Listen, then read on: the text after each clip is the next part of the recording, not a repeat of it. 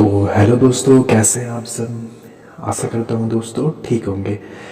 दोस्तों, हम लोगों ने तानाजी मूवी तो देखी होगी और हमें ये पता भी होगा कि उस मूवी में तानाजी ने कितने शक्तिशाली और कितने वीर थे। लेकिन आज मैं आपको तानाजी के बारे में कुछ और भी हकीकत बताने वाला हूँ जो शायद आपको मूवी में नहीं दिखाई गई होगी। तो चलिए दोस्तों, बिना लेट किए हुए वीडियो को स्टार्ट करते हैं। देखिए दोस्तों, बात है करीब 1670 की। ठीक है, जब एक दोपहर के समय माता जीजाबाई यानी कि जो शिवाजी की माँ हुआ करती थी, वो अपने कमरे में बैठी थी। वो अपने बालों को पिरो रही थी। अचानक उनकी नज़र सामने में एक खिड़की के ऊपर पड़ी, यानी कि पूर्व दिशा में एक खिड़की थी, वहाँ पर पड़ी। तो उन्होंने उस खिड़की से एक किला देखा, जो किला था कोंडानागा किला। जी हाँ दोस्तों, उनके मन में एक ख्याल आया कि ये किला कभी हमारा हुआ करता था, लेकिन कुछ कारणों के वजह से ये किला हमारा नहीं है अभी। तो इसके बाद उनके मन में एक विचार आता है। अचानक से वो क्या करती है कि अचानक से वो शिवाजी को बुलाने का संदेश भेज देती है। अब जिस सिपाही को बुलाती है उस सिपाही को बोलती है कि शिवाजी चाहे भोजन ही क्यों ना कर रहे हो, लेकिन उनको भोजन करते हुए भी उठा कर लाओ और बोलो कि माता का संदेश है कि वो उनसे मिलना चाहती है। सिपाही वैसा ही करता है। शिवाजी के पास जाते हैं सिपाही, और सिपाही उनको बुलाकर लाते हैं माता के सामने। अब माता के सामने आते हैं शिवाजी, तो माता बोलती है कि आप मेरे साथ चौसर का खेल खेलिए। उस टाइम चौसर का खेल हुआ करता था दोस्तों। तो माता बोलती है कि आप मेरे साथ चौसर का गेम खेलिए। तो गेम खेलती हैं चौसर का। शिवाजी पहले देख के सोचते हैं कि मैं आपके साथ कैसे खेल सकता हूँ, लेकिन फिर बाद में माता के बोलने पर वो मान जाते हैं। ठीक है, तो इसके बाद चौसर का गेम खेलते हैं। तो फिर इसमें क्या होता है कि शिवाजी हार जाते हैं। ठीक है, शिवाजी हार जाते हैं। तो फिर शिवाजी अपने माता के सामने झुककर बोलते हैं कि माता मांगिए, आप क्या मांगना चाहते हैं। मेरे जितने भी किले जीते हुए हैं, आप कोई भी किला मांग लीजिए, मैं आपको दूंगा। तो फिर माता जी बोलती है कि मुझे आपके जीते हुए किले में से एक भी किला नहीं चाहिए, मुझे बस एक ही किला चाहिए, और वो है कोंडाना का किला। अब शिवाजी इस पर बोलते हैं कि उससे जीतना तो असंभव है, क्योंकि वहाँ पर अरबों की संख्या में मुगलों की सेना थी और कुछ वहाँ पर राजपूत की सेना भी थी। ऊपर से उस किले पे चढ़ाई करना बहुत ही मुश्किल था।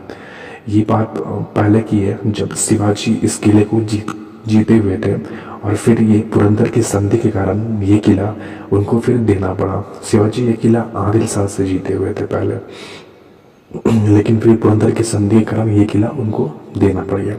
तो ये सब बात होता है। इसके बाद फिर माता का आदेश का पालन करते हुए शिवाजी बोलते हैं कि ठीक है माँ, आपको अगर किला ही चाहिए तो मैं आपको दूंगा।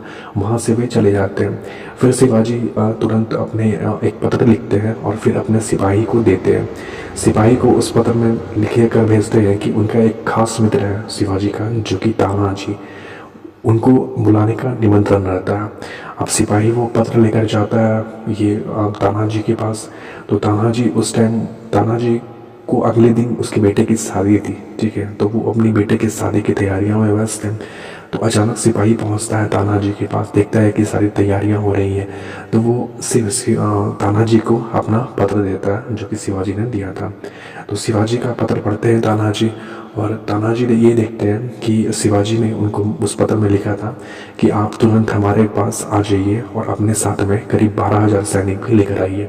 अब तानाजी ये सोचने लगते हैं कि इधर बेटे की शादी भी है, तैयारी करना है, और उधर हमको शिवाजी का आदेश का पालन भी करना है, तो क्या करें।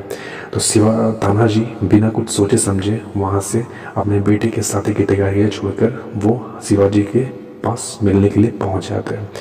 अब वो सिपाही के साथ आते हैं। तो फिर माता जी और माता जीजाबाई और शिवाजी सामने खड़े रहते हैं। महल में बुलाते हैं तानाजी को, और तानाजी को सबसे पहले तानाजी आते हैं तो अपना बेटे का जो शादी होता है उसका निमंत्रण पत्र देते हैं शिवाजी को। शिवाजी वो पत्र पढ़ते हैं। अब उनकी मन में यही सोचते हैं कि एक तरफ तो बेटे का शादी हो रहा है, और दूसरी तरफ मैं इनको कैसे बताऊं कि युद्ध में अभी जाना पड़ेगा इनको। ठीक है, तो फिर वो अपने माता की ओर देखते हैं। फिर शिवाजी थोड़ा हिम्मत करके बोलते हैं कि तानाजी, आज मेरा आदेश नहीं है, आज मेरे माता जी का आदेश है कि आपको अभी तुरंत कोंडाने के किले पर जाना होगा और वहाँ पर युद्ध करके उस किले को विजय प्राप्त करना होगा। और माता जी ने ये प्रण भी लिया है कि जब तक वो किला नहीं जीतेंगे तब तक अपने पाँव में कुछ भी नहीं पहनेंगे।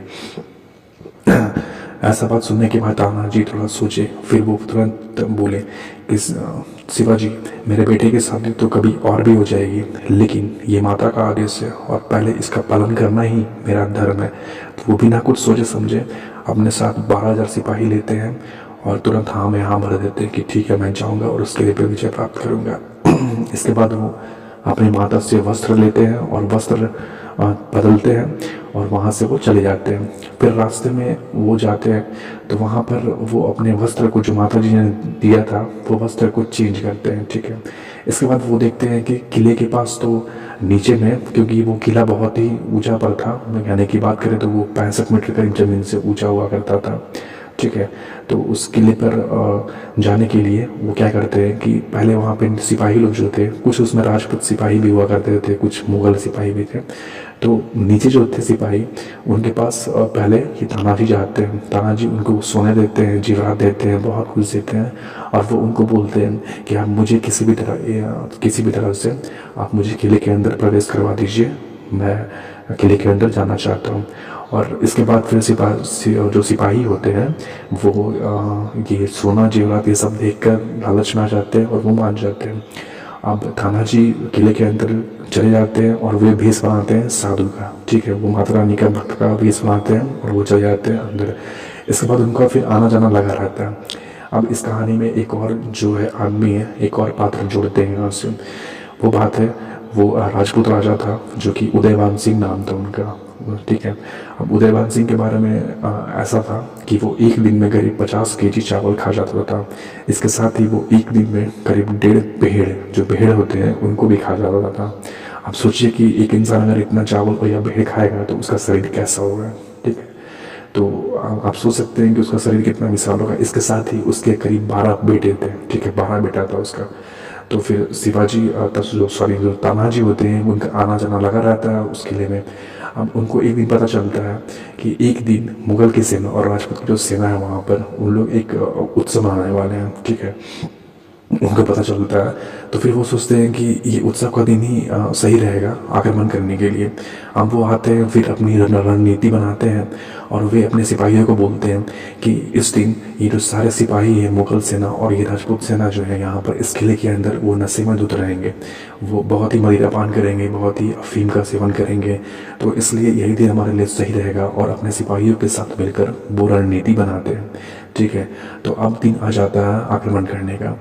जब तानाजी अंदर से अब सोचते हैं कि उस किले के अंदर जाया कैसे जाए, तो किले में क्या था कि 2 दरवाज़ा था। एक दरवाज़ा तो बंद ही हुआ करता था, उसमें सिपाहियों का बहुत पहरा था। दूसरी ओर एक दरवाज़ा था, उसके ऊपर बहुत ही लंबी लंबी चट्टान थी, उस पर चढ़ना मतलब नामुमकिन ही था। तो कुछ इतिहासकार ये कहते हैं कि उस चट्टान पे जो तानाजी थे वो रस्सी के सहारे चढ़े, और कुछ इतिहासकार ये कहते हैं कि उन्होंने अपने साथ बड़ी बड़ी छिपकली जो होता है उनको लेकर गया और उस छिपकली के सहारे वो उस चट्टान के ऊपर चढ़े, ठीक है। वो क्या कर किए थे कि छिपकली के जो पूंछ होता है उस पर रस्सी बांध दी और उसी रस्सी के सहारे वो ऊपर चढ़े। अब इसमें क्या सच है क्या नहीं ये तो नहीं पता, लेकिन इतना पता है कि तानाजी दूसरे द्वार से ही वो किले के अंदर प्रवेश किए। अब जैसे ही किले के अंदर प्रवेश करते हैं तो देखते हैं कि सारे जो सिपाही हैं उधर मुग़ल के और वो सब नशे में धुत हैं, तो वो आक्रमण करना स्टार्ट कर देते हैं। अब आक्रमण करते हैं तो मुग़ल सिपाही को पता चलता है कि आक्रमण कर दिया है किसी ने, तो वो जाकर अंदर जो उदयभान सिंह है वो भी नशे में धुत रहता है पूरा, ठीक है। तो उनको होश नहीं रहता है, तो वो क्या बोलता है कि जो हाथी है उनको अफीम सुंघा दो और अफीम का सेवन करवा दो, इससे क्या होगा कि जो हाथी है वो सब कुचलने लगेंगे। ये सोचकर वो अपना आदेश देता है सिपाही को, और सिपाही ऐसा ही करता है। हाथी जब आते हैं तो तानाजी क्या करते हैं, अपने तलवार से ही हाथी का सूंड काट देते हैं। एक ही बार में वो हाथी का सारा सूंड काट देते हैं, ठीक है। इसके बाद फिर क्या होता है कि फिर सिपाही जाता है उदयभान सिंह के पास और पूछता है कि तानाजी ने ऐसा कर दिया है, तो फिर अब क्या किया जाए। फिर वो अपने सेनापति को भेजते हैं। हम जब सेनापति को भेजते हैं तो सेनापति तानाजी के पास जाता है और सेनापति भी नशे में धुत रहता है, ठीक है। तो सेनापति बोलता है कि तानाजी अपने हथियार यहाँ पे नीचे डाल दो, वरना आज यहाँ से जिंदा बच के नहीं जाओगे। इतना सुनने के बाद तानाजी क्या करते हैं, पहले अपने तलवार से वार करके उस पर 18 घाव देते हैं, 18 जख्म देते हैं अपने तलवार से वार करके। उसके बाद जो सेनापति होता है उदयभान सिंह का, उसको सर से ऊपर बीचों बीच काट देते हैं। अब ये पता चलता है तो फिर उदयभान सिंह अपने 12 पुत्रों को भेजता है। और कहने में तो ये आता है कि जैसे ही उदयभान सिंह ने अपने 12 पुत्रों को भेजा तो तानाजी ने उस 12 पुत्र की जगह 24 टुकड़े कर दिए उसके, यानी कि बीच से काट दिए उसके 12 पुत्र को। इतना करने के बाद फिर जब पता चलता है उदयभान सिंह को तो वो खुद उठ के आता है। अब क्या होता है कि उदयभान सिंह खुद युद्ध करने आता है और बोलता है कि आप जिंदा बच के यहाँ से नहीं जाएंगे। उदयभान सिंह आता है, युद्ध करता है, घमासान युद्ध होता है। क्या होता है कि उदयभान सिंह फिर तानाजी के हाथ काट देता है, एक हाथ काट देता है। इसके बाद तानाजी क्या करते हैं, अपने सर के ऊपर जो कपड़ा लगा रहता है उस कपड़े को अपने हाथ में बांधते हैं और युद्ध जारी रखते हैं। कुछ देर युद्ध चलने के बाद अंत में क्या होता है कि तानाजी उदयभान सिंह को एक तोप में बांध देते हैं और उस तोप में बांधकर उस किले के ऊपर से नीचे फेंक देते हैं। तो कुछ इस प्रकार से उदयभान सिंह की मृत्यु हो जाती है और तानाजी अपने एक हाथ कटे हुए उस पर कपड़ा बांधते हुए चढ़ते हैं किले के ऊपर और जो मुगल का झंडा फहरा रहा था उसे उतारते हैं और फिर अपना मराठा झंडा वहाँ पे लगा देते हैं। अब ये झंडा देखने के बाद शिवाजी देखते हैं कि मराठों का जीत हो चुका है। वो फौरन वहाँ पे उस किले में आते हैं। वो देखते हैं शिवाजी किले में के अंदर आते हैं तो देखते हैं कि तानाजी फर्श पर पड़े हुए हैं और उनकी मृत्यु हो चुकी है। लेकिन वो वहाँ पर ये बात कहते हैं कि हमने किला तो जीत लिया लेकिन हमने एक शेर को खो दिया, और इसी के नाम पर वो इस किला का नाम सिंघागढ़ रख देते हैं। और सिंघागढ़ जो कि आज पुणे से करीब 40 किलोमीटर दूर है, वहाँ पर मौजूद है। और यहाँ पर आज बहुत सारे जो प्रशंसक होते हैं, जो चाहने वाले होते हैं, टूरिस्ट लोग आते हैं, वो देखने के लिए आते हैं इस किले को।